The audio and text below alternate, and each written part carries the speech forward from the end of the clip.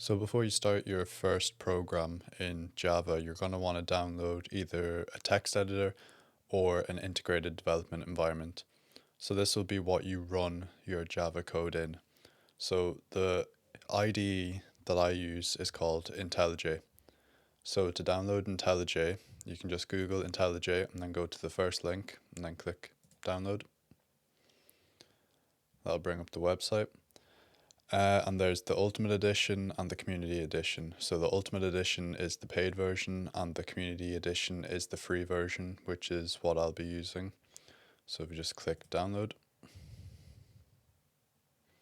So I already had it installed. So once the executable has been installed, you can just double click on it to open it.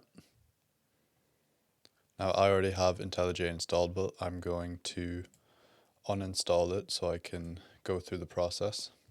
So I'll just click on this version here, click next. Okay, so this window will pop up and this is just telling you where IntelliJ is going to be installed, so you can just leave it at the default. Click next. You can create a desktop shortcut if you want to. You can update the context menu, which means that you can right click on a folder and then open that as an IntelliJ project.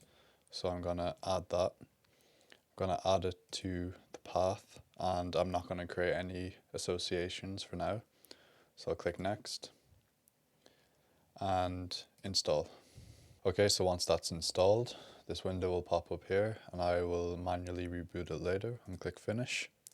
And then that's it installed, and then to open it, I'm just going to press the Windows button, go to recently added, click that, and take a second to load. And that's it, you have it installed.